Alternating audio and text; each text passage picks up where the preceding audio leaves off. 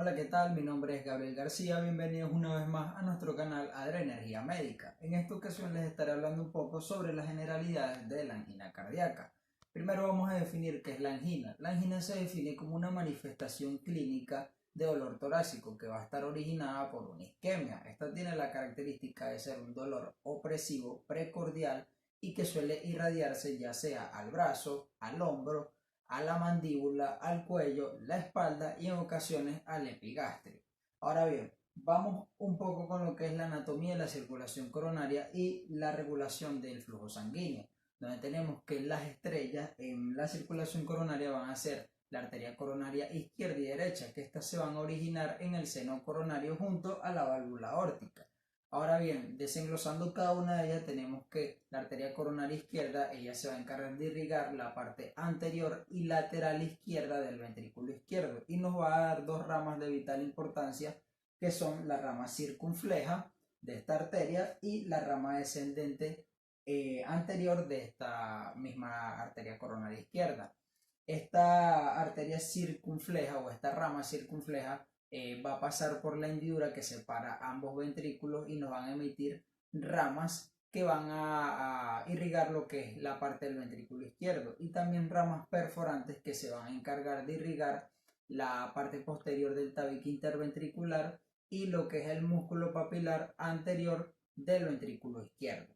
Ahora bien, con respecto a la rama circunfleja, tenemos que esta va a pasar posteriormente y por el lado izquierdo y va a pasar por la hendidura que separa la aurícula izquierda y el ventrículo izquierdo. Y esta nos va a originar ramas que se van a encargar de irrigar la pared lateral del ventrículo izquierdo. Ahora bien, referente a la arteria coronaria derecha, tenemos que esta se encuentra en la hendidura auriculoventricular derecha. Las ramificaciones de esta van a irrigar en la mayor parte del ventrículo derecho y la parte posterior del ventrículo izquierdo en la mayoría de las personas, sí, sí queda el 70 y 80% de las personas. Aquí se va a dar una rama, ya que esta arteria coronaria derecha se encuentra posteriormente al corazón, donde se va a otorgar una rama que es la rama descendente posterior de esta misma arteria. Y esta en sus funciones normales va a irrigar la parte posterior del corazón, quiere decir el tabique interventricular, el nódulo sinusal, tenemos el nódulo auriculoventricular y por último el músculo papilar posterior. Debemos tener en cuenta que estas arterias epicárdicas coronarias se encuentran en la superficie del corazón junto con pequeñas arterias intramiocárdicas que cuando ellas se ramifican van a penetrar en el miocardio antes de que se unan o de que hagan anastomosis con un plexo, una red de vasos subendocárdicos. Ahora bien, hablando un poco sobre la regulación del flujo sanguíneo, tenemos que este flujo va a estar regulado o controlado por distintos factores que pueden ser ya físicos, pueden ser metabólicos o pueden ser neurales, donde uno de los principales factores determinantes de la perfusión coronaria es la presión arterial aórtica que va a estar dada por el corazón. Debemos tener en cuenta también que la regulación de este flujo va a estar dada según la demanda de oxígeno del músculo cardíaco, que en funciones normales, esto quiere decir que en reposo el corazón utiliza el 70% del oxígeno que se encuentra en la sangre que pasa por las arterias coronarias, lo que ocasiona un descenso de la capacidad de oxígeno que se tenía o el oxígeno que tenían guardadas estas arterias, lo que ocasiona que las arterias coronarias deben aumentar el flujo sanguíneo para así poder cumplir con las demandas metabólicas del miocardio. Referente a los factores que había comentado anteriormente, en los factores metabólicos tenemos la adenosina, donde esta va a ser un vasodilatador potente. En los neurales tenemos los receptores que se encuentran en las arterias coronarias, como pueden ser los alfa-adrenérgicos o beta-adrenérgicos, que van a ser tanto vasodilatadores como vasoconstrictores. Ahora bien, en la clasificación de las anginas tenemos que las anginas se van a clasificar en anginas estables, inestables y variables, donde la estable la vamos a caracterizar como una angina crónica, ya también por lo general se conoce como una angina de esfuerzo y ella va a tener una clasificación según su grado, que puede ser grado 1, grado 2, grado 3 o grado 4. En el caso de la angina inestable tenemos que esta va a ser de carácter agudo, incluso ya pertenece a los síndromes coronarios agudos y esta va a tener la característica de que se puede presentar tanto con el esfuerzo y en reposo también, y esta va a estar clasificada según la clase. Tenemos clase 1, clase 2 y clase 3. Por último tenemos la angina variable, o también conocida como angina vasoespástica o de Prinzmetal. Esta angina va a tener la particularidad o la característica de que se puede presentar tanto en reposo como con el esfuerzo, pero con la característica de que se presenta en las noches. Ahora bien, vamos a hablar un poco sobre la etiología de la angina, donde tenemos que en la angina estable y en la inestable su causa principal es un estrechamiento luminal de una arteria coronaria por aterosclerosis, por una placa de ateroma, que esta va a estar ocasionada por el aumento del colesterol o por muchas concentraciones de LDL, de ácidos grasos, de proteínas, entre otros, que van a ocasionar la obstrucción y no van a permitir el paso del flujo sanguíneo. En el caso de la angina variable tenemos que de esta, según las bibliografías, no se conoce una causa que sea única, ya que según se dice que se puede ver a distintos procesos patológicos, pero se conoce que se da por lo que es un vasoespasmo. Tenemos también la epidemiología de la angina, que según estudios recolectados se dice que la angina es uno de los síntomas que más limita la calidad de vida de las personas. Sin embargo, la cardiopatía isquémica ha sido en los últimos años una de las menos probabilidades de muerte, o su mortalidad ha bajado en algunos países. Sin embargo, en países desarrollados aún sigue siendo una de las causas de muerte, y más en las personas ancianas. Según la prevalencia de la angina, se tomaron datos tanto según la edad y el sexo, donde tenemos que en mujeres que en edades comprendidas de 45 a 54 años, igualmente en hombres, se presenta un porcentaje de 0,1 a 1%. En los hombres se presentó de 2 a 5%. Y en estadísticas que se tuvieron tanto en hombres como en mujeres en edades comprendidas de 65 a 74 años, se presentaron porcentajes de 10 a 15% en mujeres y de 10 a 20% en hombres. Ahora bien, hablamos un poco sobre la fisiopatología de esta angina, donde tenemos que la fisiopatología de la angina estable se da por la obstrucción, que esta obstrucción va a permitir la disminución del flujo sanguíneo por la aterosclerosis, por la placa de ateroma. Esta placa de ateroma va a ocasionar la obstrucción del vaso, como se puede observar aquí. ¿Y qué va a pasar? Que en ocasiones o en condiciones donde se realice esfuerzo, donde el miocardio, la demanda de oxígeno que pide es grande, no se va a poder dar el flujo sanguíneo necesario que pide el miocardio en ese momento debido a la obstrucción, y esto es lo que va a ocasionar el dolor anginoso.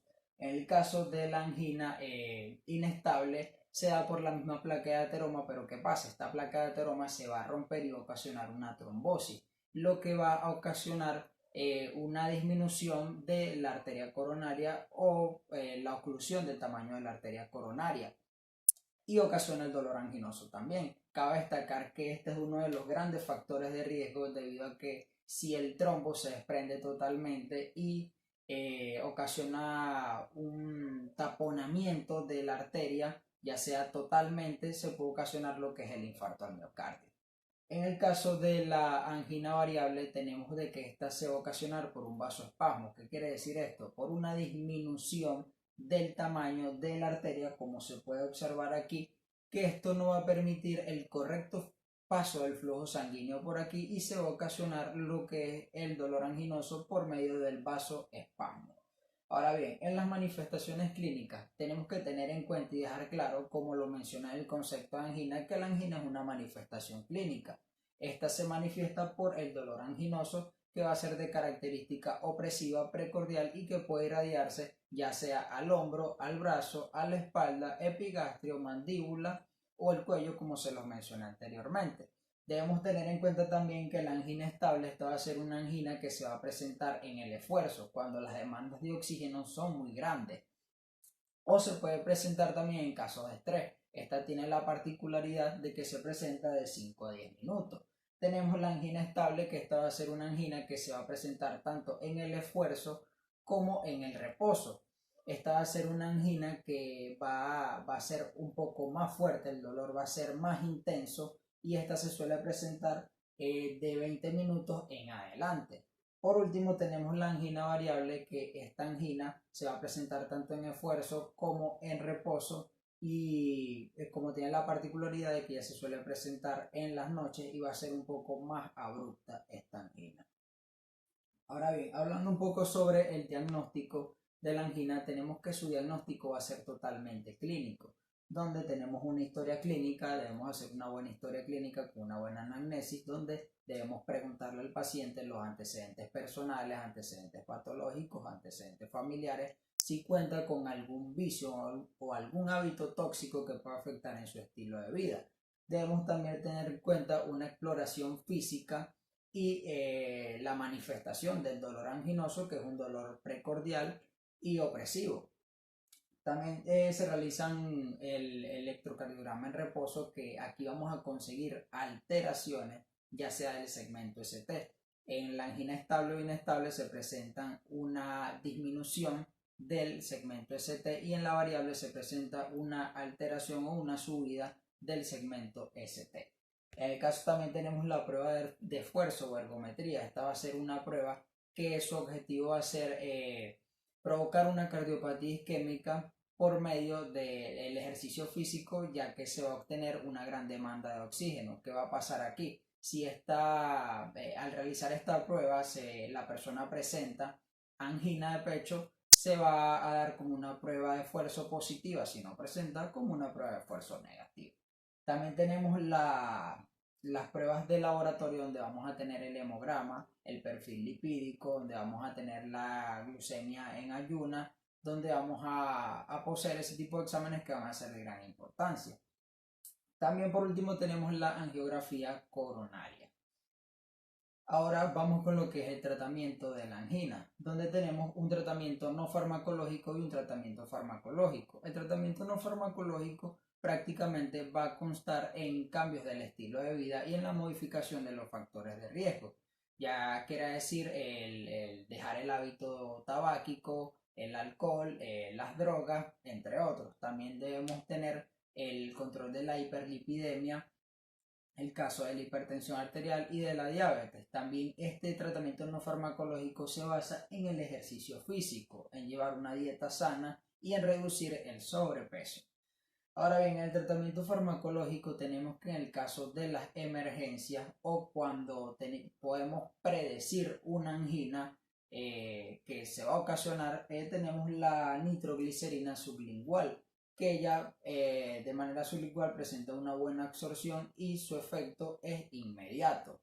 También tenemos que, según la causa y el tipo de angina, podemos administrar ya sea beta bloqueantes, calcio antagonistas, nitratos, el ácido acetilsalicílico, que es muy importante ya que disminuye la cardiopatía isquémica en gran función, entre otros. También tenemos que tener en cuenta, por último, que si este tratamiento farmacológico no funciona de buena manera, existen intervenciones quirúrgicas, donde tenemos la angioplastia percutánea y el bypass coronario. La angioplastia percutánea se basa más que todo en la introducción de un stent por una arteria.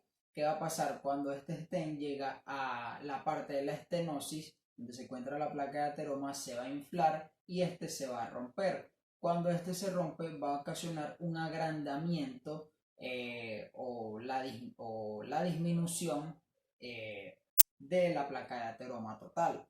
En el caso del bypass coronario, este se basa en injertos que pueden ser tanto arteriales como venosos. En el caso del injerto arterial, tenemos que está dado por la arteria mamaria interna, y por el injerto venoso tenemos que es por la vena safena. Bueno, esto fue todo, espero les hayan gustado y hayan quedado muchos puntos claros y nos vemos en otra ocasión.